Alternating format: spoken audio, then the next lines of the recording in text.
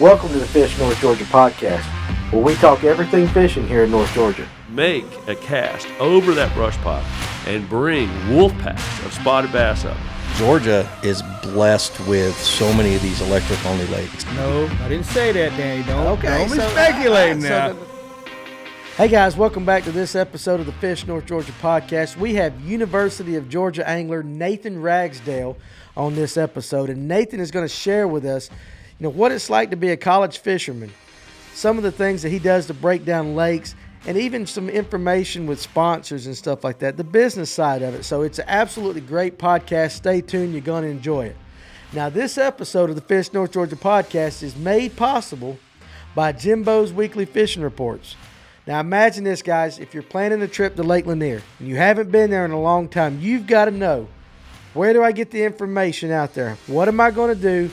I don't want to waste a lot of time when I get out on the water. Well, there's one place that you can go and get all of this, and that's at Jimbo's Weekly Video Fishing Reports.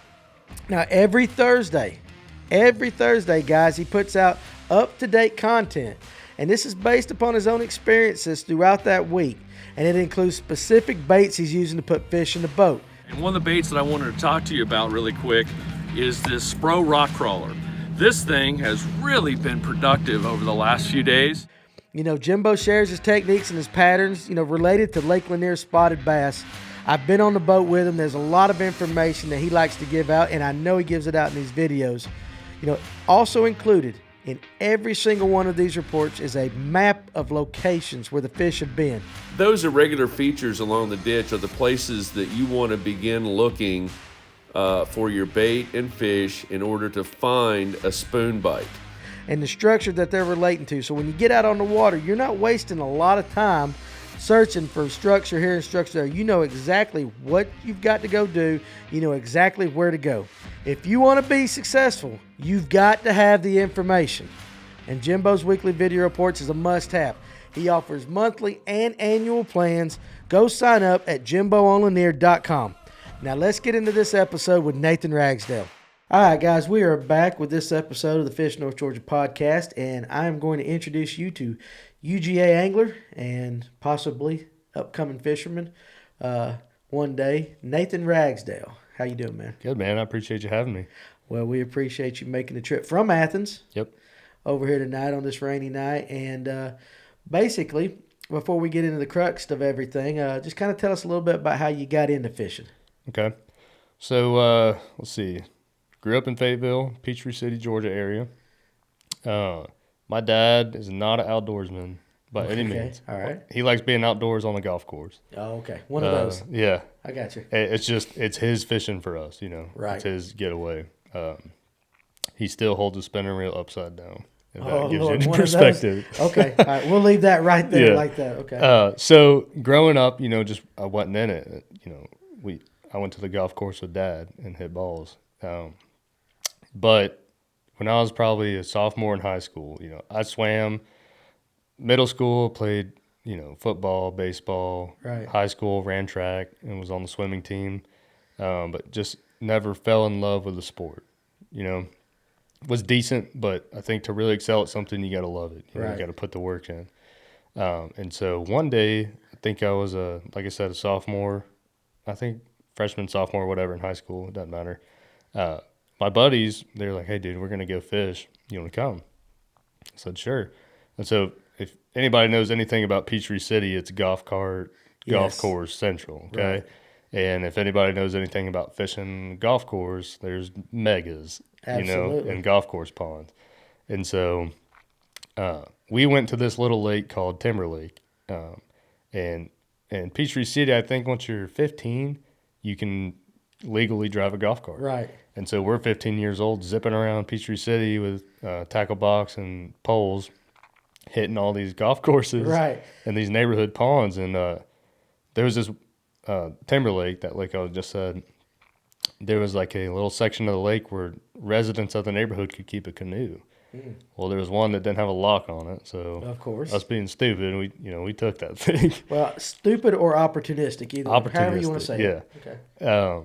And I mean, I had like my granddad's like big old ugly stick, like that spinning reel must have been like a 40 plus, Right. 50, big. Like I think surf. I had like 20-pound mono, 30-pound mono on it. And we got into this little like stump field, just throwing those like dumb storm little swim baits with the built-in harness. You know what I'm talking about? Absolutely. And we laid into some crappy dudes. So they weren't too dumb. They worked. No. Yeah, they did work. They worked that day. But I know what you're saying, yeah. But yeah, I mean, and that was kind of the first thing. And so ever since that day, that year, I would always go and just fish around. And that's kind of what started it. So that was your light bulb moment. Like, Yeah. I like this. Yeah. And, got obsessed with watching YouTube and FLW events on YouTube and just really wanted to learn everything there was to learn about it because it's tough. I mean, knowledge is everything behind fishing. Yeah, and what's kind of interesting about you is a lot of people that come in here, we ask them, okay, who's your hero fishing or who taught you how to fish? And it was Dad. Yeah. Okay, well, your dad's a golfer. Yeah. I love to hunt. My dad didn't hunt. Yeah. I had my father-in-law down the line, Yeah. he was the one that actually taught me more. Yeah. But, so that's kind of an interesting aspect. So, who was your first real teacher as far as, your friends, I guess, or the one that really kind of opened that mind a little bit?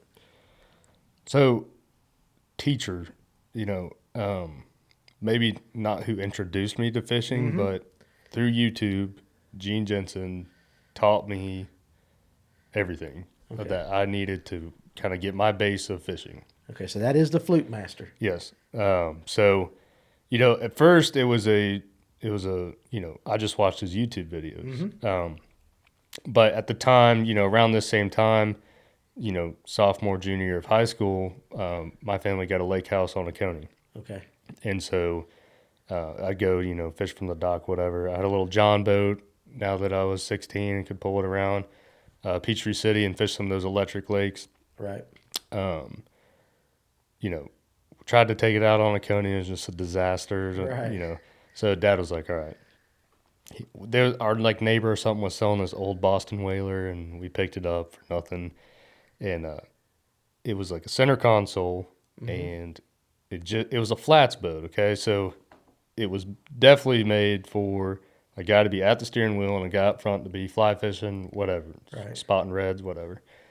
Because the trolling motor was actually on top of the lower unit Oh, okay. on the outboard. Right. And you just had like a dial to control the speed. You just actually turn the wheel with the outboard and it would control the boat. So there's no trolling motor up front.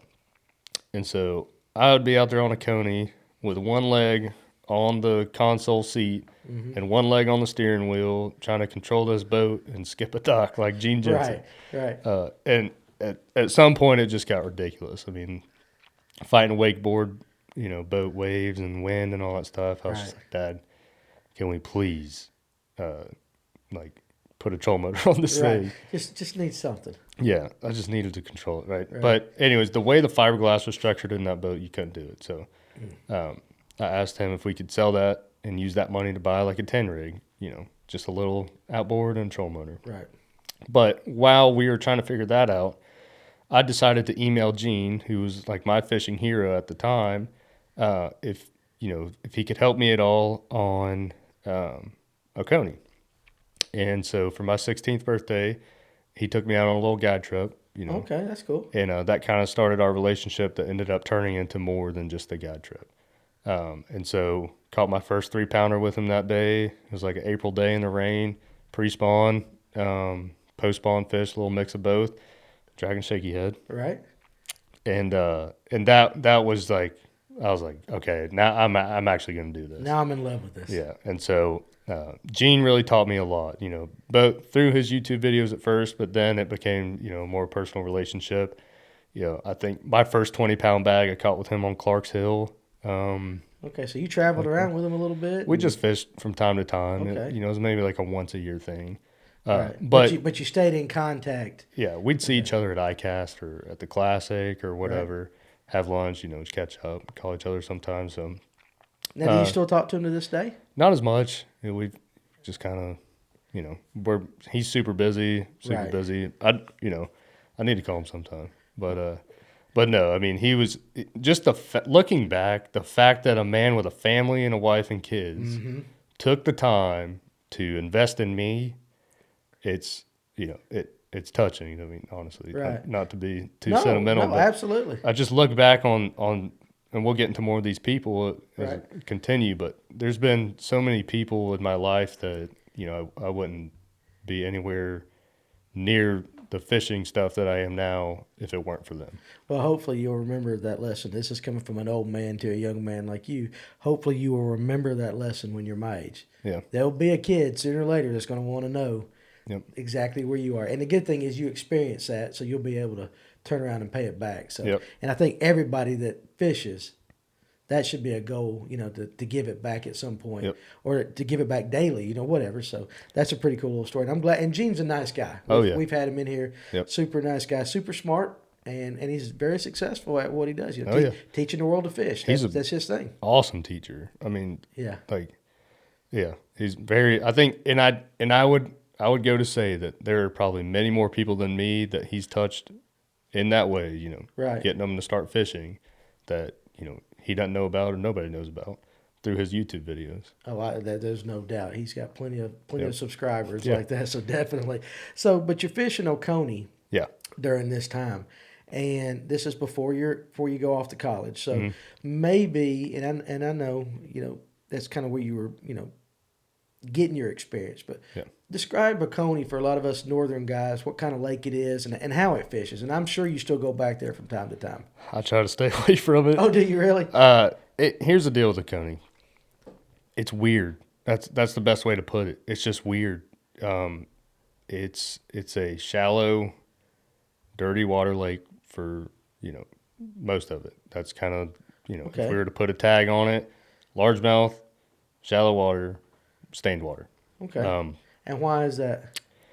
It's a very standing timber and just sediment lake. There's not really much rock. There's riprap, but that's about it. It's not like a Lanier or Hartwell or wherever where you've got more rock.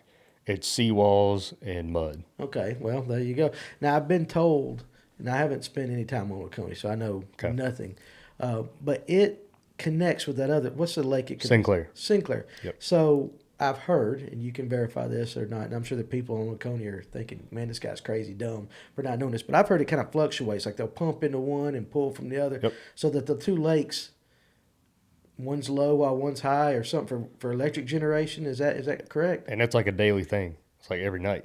Oh, really? Yeah. And so, especially in the summer, they'll pump out, 2 feet of water. In the evenings, it'll be back in the morning. So there's plenty of current in this lake. Well, Dirty current, however you want to say it. I mean, so depending on, Oconee can get pretty clear, especially on the Richland Creek side. Right. And especially in the summer. Mm-hmm. But it just, the current is just, that's why it's so weird, man, because it's not like a river system really, but there is current. And when they're pumping, they'll eat. And when it's not, it can be pretty bad. The fish, I've yet to figure that lake out. We'll just leave it at that. I mean, I've had some really good days out there, but Oconee, it seems like when it's on, and when it's off, off. But you take a guy like John Duval, hammer, right? He's got knows that lake. Yeah, he's got it down. Now, are the two lakes similar? Is Sinclair similar to Oconee, or is it two basically totally different lakes just connected by a dam? They're pretty similar. Okay. As far as structure and stuff goes, Right. Sinclair's that tons of docks, seawalls, riprap, laydowns. That's the deal, right? Okay. Now, if I were to really go back and say, okay, I'm going to spend the next couple months on Oconee and get back in touch with my largemouth side, I think I would try to go fish points and stuff more because everybody, all the guys I know, they're the guys who don't have graphs, and they're the guys who stick their rod in the water and they're like, okay, it's 4 feet. Right. I'm fishing, I would go back and try to maybe target another group of fish because I have caught them on a spoon in 30 feet on Oconee, and just nobody does that. Right. So I think Oconee and Sinclair have a lot more to offer than what most people think.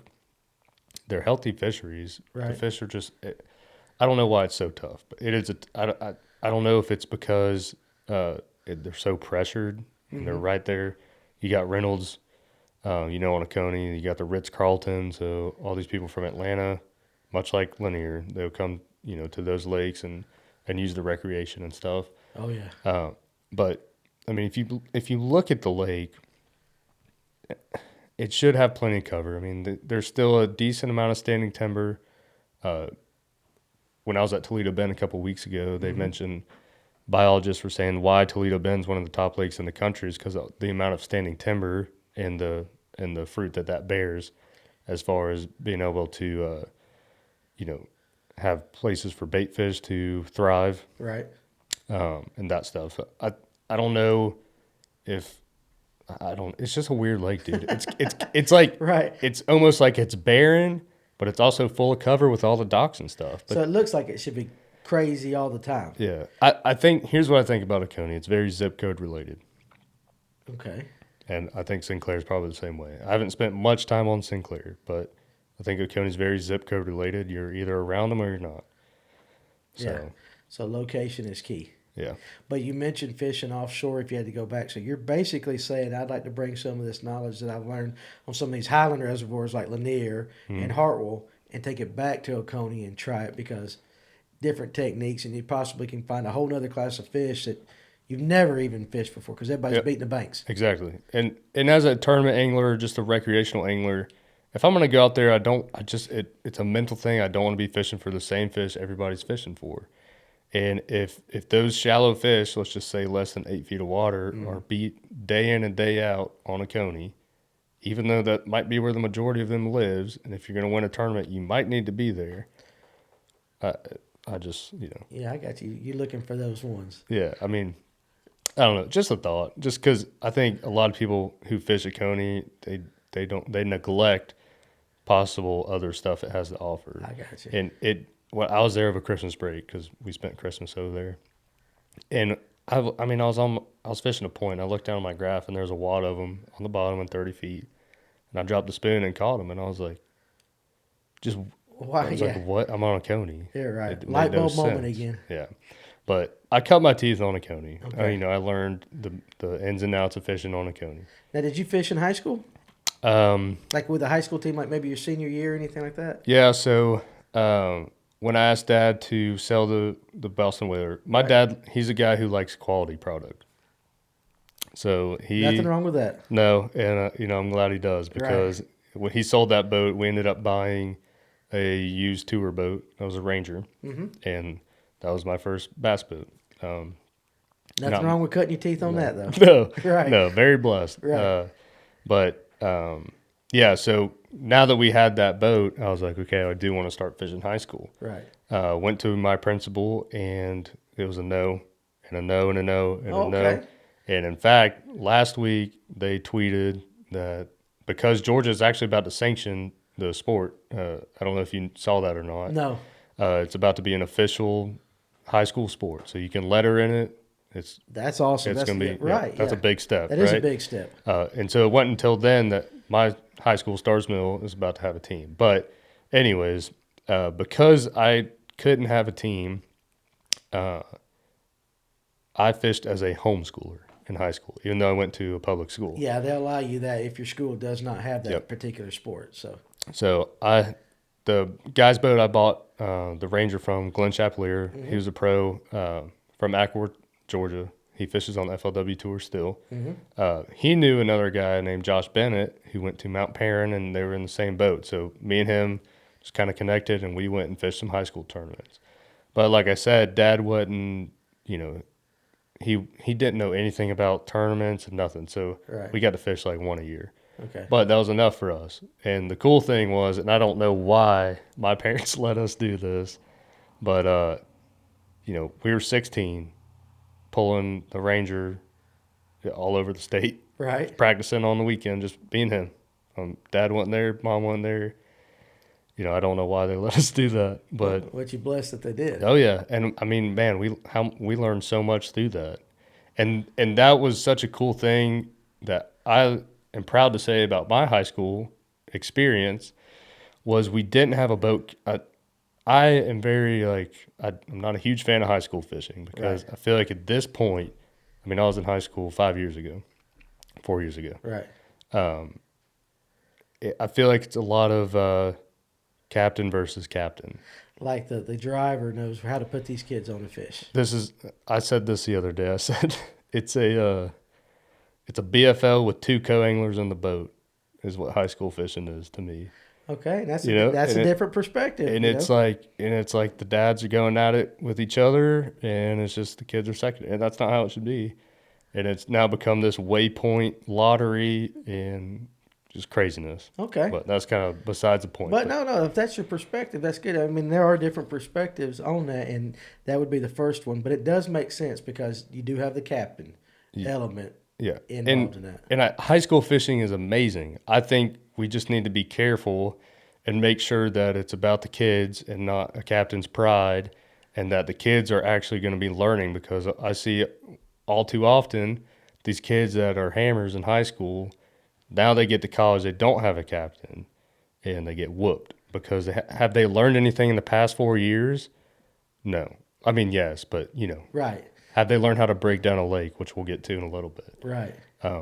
Not that I tore it up in high school or anything, but it's just looking back and how it's changed over the past 5 years. That's kind of my okay. That is a different take on it, but it's a good take, and I understand that. So if you could tweak high school fishing, you would figure out a way to not maybe eliminate the captain, but eliminate his influence or something like that, or just information and stuff like that. Okay, that's good. To an extent. Okay, well, I introduced you as a fisher or an angler from the University of Georgia. Yep. So at some point here, we're transitioning from high school to the University of Georgia.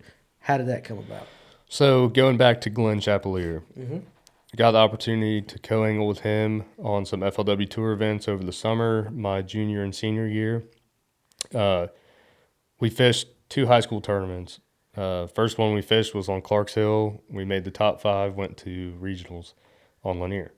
And I was like, man, like, wow. First, we were like, yeah, we're good, You got the big head. Yeah. Right. And so I was like, okay, I'm doing it in college. Right. And I had the opportunity to go fish for SCAD and some other schools that did offer scholarships. Right. But I had the Zell Miller and Hope Scholarship out of high school, and felt pretty stupid just, throwing that away if I went out of state or whatever. So Absolutely. I got into Georgia, and who doesn't want to go to Georgia? Right. So that was kind of the transition, just through my time with Glenn and high school fishing and all that stuff, kind of just built up to, okay, now I want to pursue this or continue to pursue it. So got to Georgia with the hopes of finally I'll be funded, finally the school will like us, we'll have some support, just like because it'd been 4 years or a couple you were years on your own battling in high school. Yeah. Right. Well, it's the same way still. Okay. Georgia doesn't give us a dime, nor do they care about us, in my opinion. Okay, you said that. And hey, if they see it, it's whatever. Right. I've stood in front of them in a suit and a tie with a pitch. Offered to take them to the Classic on Hartwell 2 years ago when it was there.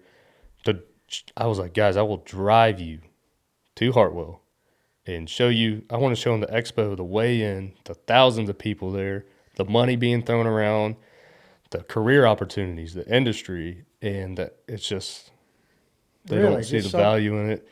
And I think it's just why do you think that is? Because the sport is just growing. It's just not there yet.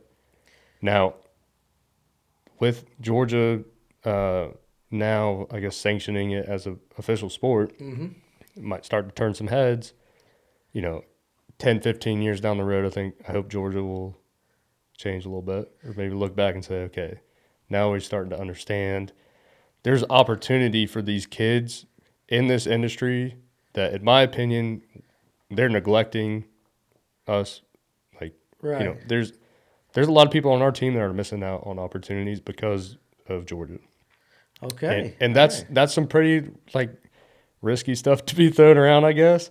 But I'm on my way out, so I don't care. I get what you're saying, but at the same time, this might be one of those situations where being at a smaller school, a smaller private school, like the Bethels and stuff that are investing in it now, and the big schools they're just so far behind they're not seeing it. And that's what you're saying is, maybe it's just not. I don't want to say beneath them. Yeah, but it's a money thing. Well, when you got 100, you're making $100 million on your football team. Oh yeah. Well, maybe not making it, but when that's your budget or however it works, I know money in college is different. I find that interesting because I'll be honest, when you walked in here, I would have thought that Georgia, it being Georgia, that they are behind you, they are supporting you like that. I totally would have not have guessed you would have said what you just said. Yeah, and that's kind of a shame to me. Yeah, it's also partly on us. Now there was some stuff that happened with the team and them before I got there. Oh, okay. Now, so that might have left a bad taste in their mouth. It had to do with some kids won a boat, and there was some trademark issues with their jerseys. And so there was a lawsuit, from what I understand, and it was just a mess. So I don't know, but I think part of it is also just because maybe we haven't presented, I guess, the value of our sport clearly enough to them for them to, take notice. Well, maybe given in the near future the way it's exploding, that they will. So I hate that you've had that experience, but it's been fun being able to pave the way because say it does happen, I can look back and say, I was one of the front runners of that program. Right. And did you fish it all 4 years though? Did they just say, yeah, you can put our name, just go. We just don't want to invest in it. So I mean, when I say I see you won a tournament that says, University of Georgia. Yeah. That's just because they just allow you to use it, and that's about as much as they're involved. Well, the name, or is it just a club? It's a club, yeah. Okay. So it's a club sport, which is above like intramural sports, but it's not a varsity sport. Right. But the school does have $100,000 to give to club sports, and so not to get too into it, but basically, we need $20,000 to fund our team a season, and we fund that through fundraiser tournaments on Lake Lanier and other fundraising opportunities. And they could not give us a fifth of that budget for just our team. And at some point, the time it takes to run our fundraisers and the money we make from that versus the time we were using to jump through hoops and all this crap just to get like a couple $100 from Georgia. Right. I told them forget it. I'm done being on my knees for you guys. I'm gonna we're gonna do our own thing, and we'll do the minimum we have to do to stay in compliance with the university and stay a team. But we're kind of done. So that's partly why we're not funded, is because I told them shot them the bird. Basically. I guess. Oh yeah. Well, I get that, but at the same time, it would seem like they would be willing to invest something without you having to go through that. Well, I don't want to make the entire college experience terrible because I know it's not. Oh no. So maybe, what are some of the highlights of being at the University of Georgia? Your last couple of years. Yeah. With the fishing program, and maybe people you've met, or certain tournaments that you've got to fish, places that you would have not been able to do had you not been there. Yeah. So college fishing has by far been the best thing I've ever done with my life. Yeah. I've learned more as a man through it. I've pushed myself mentally and physically further than I ever would have in any other sport, in my opinion. There's been so many highs. I'll touch on a few, but just being at Georgia, it's been awesome. If you were to compare it to some of the other teams, like say a Bethel, and I'll say this just real quick before I get into other stuff, we have so much freedom because the school doesn't pay attention to us. Right. And it's a good, so, some coaches of those smaller schools, they dictate who you fish with. You might have to give your information to the seniors, and that's a thing. Oh, like as a freshman. That's a thing. Okay. And that doesn't fly with me. I wouldn't be doing that. Right. And I know some guys who've left teams like that because of that stuff. Anyway, so that's a cool thing about Georgia is you get to you come into this program, you work, you earn your money to fund the season, and it's all your success is based on your own hard work. Okay. And I like that. A couple highlights from my college career. I've yet to win one. I've come very close. The closest I came, I think it was 2 ounces, Lake Gunnersville. Oh, really? Yeah. I'd almost just as soon get beat by 100 pounds and lose by 2 ounces. It sucked. I think it was the last team to weigh into. My good buddy Nick Hatfield. He's a hammer out of Alabama. So Gunnersville, that was a fun one. My favorite tournament ever has to be St. Lawrence last summer, though.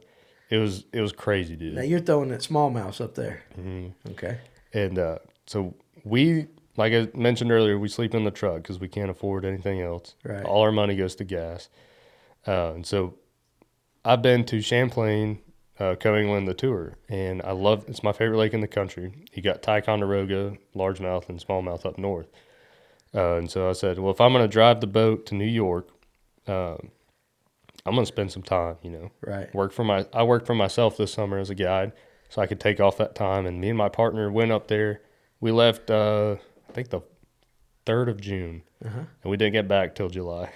And oh, really? All right. And we spent $600 each the whole month. And so we were living just ramen and stuff, sleeping in the truck. But it was awesome. And we got up to the St. Lawrence, and after spending time on Champlain, and it was like Disney World. It was just pandas everywhere. Tell everybody a little bit. A lot of these South Georgia guys know nothing about hooking into a smallmouth, especially one of some size up north, because Blue Ridge has some smallmouth, and you can go up there and catch a couple, but that's a whole different ball game than going up here and catching what you call pandas up there. Yeah, I mean it's a totally different world. I mean, truly, you're in 25 feet and you can see the bottom. It's like bathwater. Really, that clear? I mean, it's clear. Okay, it's clear. So when there's clear water fishing, and then there's where you were at. Yeah, I mean that's like Dasani. Oh, okay. Yeah. All right. Yeah. They're a different beast, man. It's just people think I'm the smallmouth hammer because every national championship I've qualified for have come off smallmouth events. Right. I think that's just due to the fact that I'm from Lanier. And you say I'm from to Lanier. Right. The biggest bulk of my learning curve has come on Lake Lanier. Okay. And it just translates more into smallmouth stuff more so than largemouth. Right. But the fact is, I don't know a whole lot about smallmouth. I can go catch them. Right. But I don't know everything about them, But it is a different ball game. I mean, if you were to just go up there, if you're just to say, hey, I'm going to go take a week and drive up to Mille Lacs or St. Lawrence or wherever, I'd fish it like you were to fish at Spotted Bass Lake in North Georgia. Same with that, same equipment, light line, spinning rods, that kind of thing. But it's just I love smallmouth. They're probably my favorite. Okay, you mentioned it. You mentioned this, and I think right now is a good time to cover this. We talked about this off camera. Some of the stuff we want to talk about tonight, and you talked about 3-dimensional fishing. Mm-hmm. And since we're bringing up smallmouth right here, in comparison with Lanier, which is a spotted bass lake, it's a good time to bring this into this podcast. Describe to everybody out there, kind of like you did me, 3-dimensional fishing and how a lot of people in North Georgia or Georgia, the whole entire state, fail to do this. Yeah. So this was kind of an analogy I came up with to explain to I get a lot of high school guys ask me questions on social media and stuff. Mm-hmm. And one thing I've noticed about Georgia anglers is, the way I put it, is they're very one-dimensional. Right. If you were to break bass fishing down into 3 dimensions, you've got dimension 1, largemouth, dimension 2, spotted bass, dimension 3, smallmouth. If you look on the professional tours, whether it be MLF, Bassmaster, FLW, whatever, a lot of the consistent guys, they're in that North Alabama, Tennessee area, right? And in my opinion, that's because you've got 3 dimensions within that area. You've got the Coosa River, spotted bass. Mm-hmm. You've got Pickwick, or the Tennessee River, Gunnersville, all that stuff, largemouth. Then right up the road, you've got Tennessee smallmouth lakes. You got Cherokee. They've got smallmouth in Pickwick. Right. Oh, yeah, big smallmouth. You talk Right. about the dam right there. Yeah. I mean, that's a different kind of smallmouth fishing than up north. But still, you get acquainted with the species. And in Georgia, I feel like it's very, guys get stuck in the lakes that they're around, because not everybody has the time nor can afford just taking a trip to Tennessee, or say you're a Seminole guy.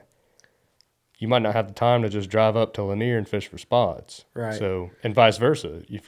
From Lanier to go to going down Seminole, you south. follow whatever. So Seminole, that guy, he is the expert at the largemouth. And grass and how that stuff works. And he gets stuck on a lake like Lanier or a northern smallmouth lake, and he's lost. And I find myself, dude, like Seminole, let's see, last week, we had a college event there. My trolling motor broke, so I didn't fish it. But I ain't going to lie, in practice, I was lost. I struggle with breaking down grass lakes because I'm a very two-dimensional angler, in my opinion. Spotted bass and smallmouth, that's my deal. I've got to, and I've thought about moving my boat to a Hartwell or back to Oconee to start working on that side of my game, because I get tore up because I'm two-dimensional. And you see that a lot on the Pro Tour, especially with the guys that finish just outside of the money. Yeah. I think if you looked at an FLW event last year, once you hit that break line, you probably could go, well, that guy is a smallmouth guy, but he's on a Florida lake. He's going to get whipped. So to you, okay, that's just how does one break that? Yeah. Or is it just you're just lucky where you're born, or the guys are there? I think there's a three-dimensional angler is a versatile angler. Right. I hear a lot of guys talk about just being versatile. So in my opinion, a three-dimensional angler is a guy who is versatile enough to target any species he has to, given the situation in a tournament or a day of fishing. And so something I've been trying to do is, instead of, I know I can go to Lanier and catch them, right? Right. Well, why don't I just drive 2 hours and go to Chickamauga and get outside my comfort zone? 2 hours, dude, that's nothing. Right. Really, it's not. And so I think it just takes a guy wanting to learn enough to where he can just get outside his comfort zone and be okay if he goes up there and zeros. He's going to learn. Got to learn. So, Right. I think that's how you break that Georgia curse, or however you want to put it. Right. Because that makes perfect sense, though. If you look at the track record of a lot of Georgia anglers, that's how it is. And I don't think it has anything to do with them, other than the fact that we just get so caught up in, man, I like winning, so I'm going to do what I'm good at, and we ignore the other opportunities that we have in this state to learn and become better anglers. So it's easier to be the top dog of your lake than it is to go down south or wherever, or another lake, and maybe in a local tournament finish just outside the top 20. I'm sure the ego comes into mind on a lot of these guys. So, well, even if, dude, for me, like, if I'm going to go do it, I'm not even going to fish a tournament. You're just going to learn just to fish. It still hurts my ego if I'm sure. I mean, I have a bad week if I suck at fishing that week. Right. It translates into everything else. But, I mean, I think that's important for guys in Georgia and everywhere in the country to remember, is there's, a lot of lakes offer a lot of different things. Right. You can't skip docks on Lanier like you can on Oconee. Okay. I mean, you can skip docks, but it's just a different deal. It's Right. floating docks versus stationary docks on Oconee. Yeah. Oconee has no floating docks. Okay, I didn't know that. Yeah. So And you have to attack those differently. I mean, floating docks, you've got cables to deal with. Lord, no. That stationary stuff, you've got cross beams. So you have to, you got to be thinking about that stuff. If you hook at 6-pounder and you're, over a cross beam, chances are you might not get that fish out. That's a good point. So that stuff you got to learn. Right. So on a college team, now you're still at Georgia, and I'm sure how big is the team? First of all, how many? We got around 32 guys. I think. Okay, so of the 32 guys, I would imagine, and maybe I'm wrong, that you've got a little bit of, a guy that is the largemouth guy, but you can share information and kind of help. Yeah. We're just talking about high school fishing and all that stuff. Right. So our team this year is the biggest we've ever had. And so this year we do have that. Okay. We got a couple guys that are from Sinclair, from, those largemouthy lakes, from Hartwell and stuff. Mm-hmm. And we do lean on each other, but man, it just, even with your buddies, dude, it's a tight-lipped sport. Oh, we know. And and it's something that I've almost just given up on trying to get information from guys, because a lot of times, and Micah Frazier, Georgia angler, right, he touched on this with his relationship with Stetson Blaylock in a Bassmaster article, and I think he said it best when he said, you have got to give 100% to your guy you're working with, or else you mess each other up. It's all or nothing right. with information.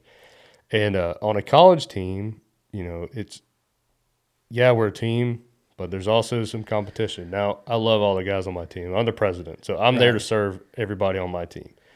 It is what it is. I mean, like it's just it's weird, man. It's different because I mean, especially this year, it used to just be me and my partner. Last year it was just us, right? And so now we've got 10 boaters, and it's just I think information comes with you just got to know the guy for a while. Mm-hmm. So you got to establish that relationship and stuff like that. I do my best to share information, but the way it works on our team is we'll share, hey, I'm catching them in 15 feet on points, but you're not going to give them the waypoint. Right, right. So. I got it. Okay. So what I'm going to do now is we're going to stay in the college aspect, of course, because you're still in college. So I've got a few more questions, but we've talked about some serious stuff, and now I'm going to kind of break it with a little bit of lighthearted stuff, and then we'll go back to the serious stuff. So a lot of guys that are listening here, UGA, and they're going to want to know, number one, do you know Fromm? And number two, he seems like on his social media and all the outdoors type. So really, how good of a fisherman is Jake Fromm? So me and Jake are he's one of my best buddies. I've met Jake, it's been 2-3 years now. Right. We met through a mutual friend, and I ended up meeting Jake in his whole house. So Charlie Warner, our tight end, lives with him. Oh, okay. Ben Cleveland's in that friend group. You got all these football guys that we all, outdoors, just enthusiasts. We all kind of go. Yeah, and I was going to bring Ben up too. So so we'll cover hunt, that too. fish, play together. Right. Now Jake is, he's the star quarterback, right? Right. So he everybody wants him to come fish their farm pond and stuff, and it's awesome. And we've had a lot of fun going and fishing these good farm ponds and stuff. He's a good angler. He's a strong guy. He loves, him and Ben both, they love just setting the hook as hard as they can on fish and stuff. Man, Jake's just such a positive guy. He's so enthusiastic about everything. It's just fun to be in the boat with him because he'll just be screaming his head off. He hooks one, just hollering back there. So he's a Southern Iconelli. Yeah. Okay. Yeah. Yep. I got you. How about Ben? Because Ben actually fishes, and I believe it's with Peach State, and I might be wrong, and I'll double check that. But he fishes one of the electric only tournament trails. We do not. Josh and I do not actually fish with them, but we know of them, and I know he's out there on that. So how about him? So you get to fish with him any? Yeah, Ben's fun to have in the boat because the boat's like this the whole time. He's a big boy. He is big. He's a big boy. Ben and his daddy fish Hartwell a lot. Yeah, okay. They love to fish Hartwell, and he's one of those guys. He just loves being out there. He doesn't care if he's catching them or not. He just enjoys it. I think, him and Jake both, they get, football's tough. Yeah. Kirby's hard on them. Right. And so, whether it be fishing or hunting or whatever, it's their getaway. So, gotcha. It's just funny because when I'm out there, I'm, this is my football. This is my That's deal. your sport, right? I'm not joking around, and they're back there just having a ball. So, no, Ben loves it, man. It's his deal. And that's good. Now, we always bring up the name, the stars, and all that. But how about just the student body in general? Now, Athens, there's a lot of students in there. Georgia's a big place. Are you kind of just lost in the translation? Like 2/3 don't even know you exist, or or is it, are you well known as a club athlete in college? How does that work? I'd probably say no, not within Georgia. Okay. So you're more known outside of your school. Yeah, I'd say so. I mean, okay. The school doesn't promote any of the club athletes. Right. I don't know. I'm not a star on Athens campus by any means. I think, I'd consider myself a micro influencer if you're going to break it down at all. Yeah. And we can talk more about that stuff later if we get into like the business side of the fishing industry. We're getting there. We're going to go there. But, I'm not known within Georgia, but I'm known within Georgia, the state of Georgia. Right. For being the Georgia bass fishing guy. Right. If that makes sense. No, it makes perfect sense. So students don't care. School doesn't care. But you got fishermen who are dogs fans and they love it and they're ate up with it. Well, that's what I'm saying. I can say UGA angler and it'll turn people's heads because I put UGA angler right in front of it. Yep. And that's valuable. It is valuable. And it's something that I've tried to take advantage of as Right. much as I can legally. Right. Right. Yeah, I got that. But yeah, man, it's a. I hope that the club grows at Georgia because I think it'd just be a great place. Yeah, it seems like it would. Now let's touch on one more aspect of the college fishing, and that is, every year you get a schedule, you get thrown on a lake out of state that you know nothing about, or what you do know is limited. Mm-hmm. So we talked about versatility, being a three-dimensional guy, but eventually at some point you've got to go to this lake and you've got to break it down. Yep. I'm getting ready to fish a tournament. I want to win. I want to be competitive. I know this might not be my strong, whatever. Describe what goes into the process of going to a lake for the first time, gathering the information, and breaking it down to help make you successful. So it starts as soon as we get that schedule released. Right. I'm looking at maps. I'm looking at fishing reports. I'm watching tons of YouTube. Now, you got to filter some of that out because some of those boys are scrubs. But right. YouTube, like I said, just doing a bunch of reading. But I think the most powerful tool to breaking down a lake is you just have to have the knowledge, not about that lake, but seasonal patterns is what I'm talking about. Right. And that's where I start. So get to the lake. Now, before I get into that, I want to touch on this because I want to get your opinion on this. Absolutely. And it might be something for our listeners to think about.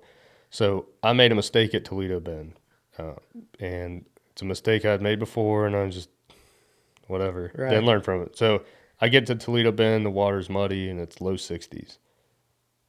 I'm thinking pre-spawn. Absolutely. Okay.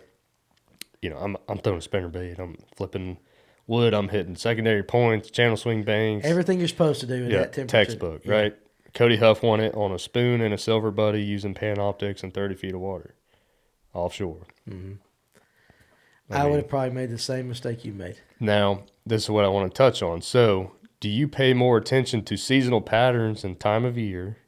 And I'm talking about the length of the day, okay? Because in my opinion, bass have an internal clock, okay?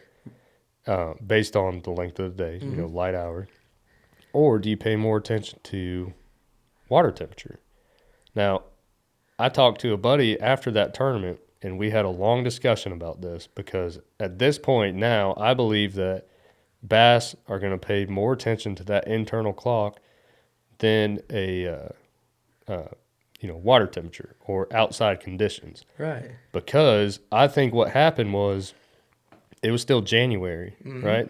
The days are short. Those bass know there's the potential for it to still get really cold over the next month and a half, 2 months, okay?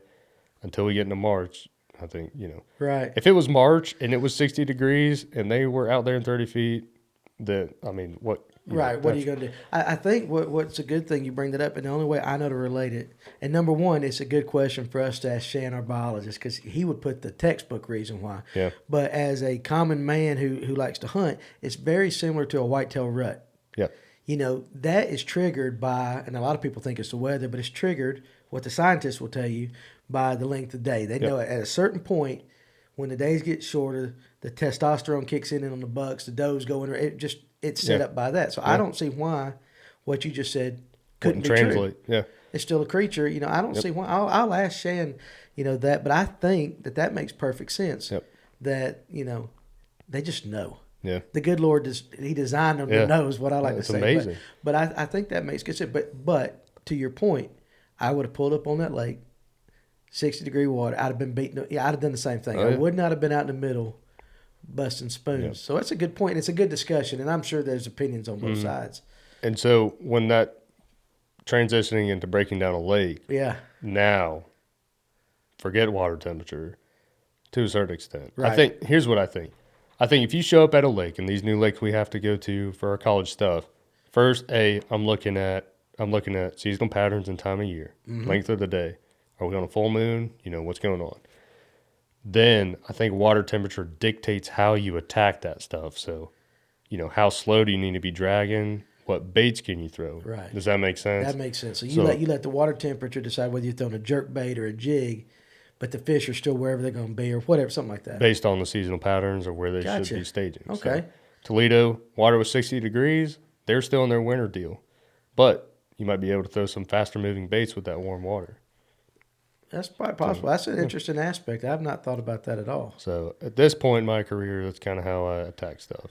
I still haven't got it figured out. But that is a little bit different than a lot of people would do it, though. But it works for you, or at least you've convinced yourself now, Toledo Bend, because you probably didn't have the best tournament you've ever had there. No.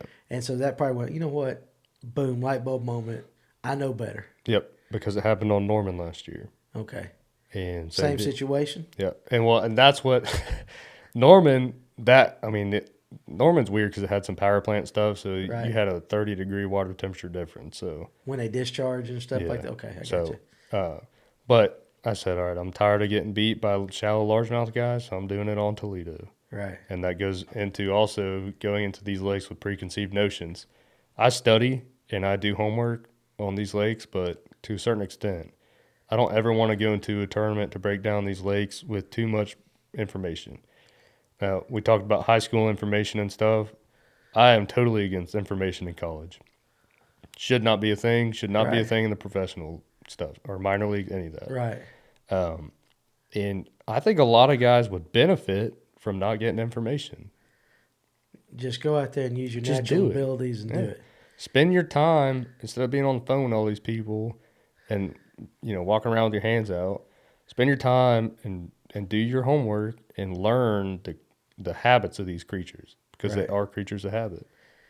I'm so glad you said that, because it does just some of the stuff we've talked about with others, in the biology part, it is that they're an animal. Yep. Yeah. So that's absolutely a great point. All right. So we're coming to, the end of your college career. Have you given any thought about possibly pursuing it, or right now you still kind of undecided? Yeah, definitely undecided. It's tough, man. I mean, yeah. If you, in my opinion, if you're gonna try to go and do this professionally, there's two ways you can approach it. You got a guy like Brian Thrift, who the dude just catches fish. Right. That's what he does. Then you got social media guys. Yeah. Okay. And obviously, to be on a professional level, you have to be good at both. Mm-hmm. Well, you have to be at least good at catching fish. Right, Some of those guys are awful at social media. Right. And it's the whole reason I majored in marketing at Georgia. Oh, okay. So I'm getting a marketing degree because I always thought that I was going to go fish professionally. And, it costs $30,000 to fish a minor league season if you do it right. And I think if you really want to go qualify, it's got to be, you got to commit to it. Right. The guys who can only get off work 2 or 3 days to go practice for a coast event or whatever, it's tough. Tough like that, yeah. It's tough to go compete with guys who are out there doing it because they are going to make it to the Elite Series. Yeah. It's their deal. They're doing it. I can imagine. Now, for a lot of you listening to this, we've actually recorded, and we're going to record a couple more of these mini casts that we like to do, in which, we're talking on some specific subjects, but one of the ones that Nathan is going to do is his opinion on the professional side. Mm-hmm. So I want everybody to kind of be on the lookout for that one, because it's a different take than the dream world that everybody thinks it is. So Yep. There's a lot of stuff people don't know about. It is. So listen, man, I tell you what, number one, I appreciate you coming in. I appreciate you being honest. Yeah. You're not afraid to stir a little feathers and stuff like that. And that's good and it's refreshing. And so, we appreciate you coming and just kind of sharing a few of those stories. And I'll go ahead right now and say very thankful for the mini casts that you're doing for Fish North Georgia and stuff like that. And regardless of which way you go, what you decide to do, we wish you the very, very best. So I appreciate that. All right, man. I appreciate you coming down. Yes, sir. Thanks. I hope you enjoyed this episode of the Fish North Georgia podcast. If y'all have any topics or guests you'd like to see in the future, leave it in the comments below. Hit that subscribe button, click that bell so that you'll be notified of any future videos. And don't forget to give us a follow on Facebook and Instagram at Fish North Georgia. And we look forward to seeing you soon.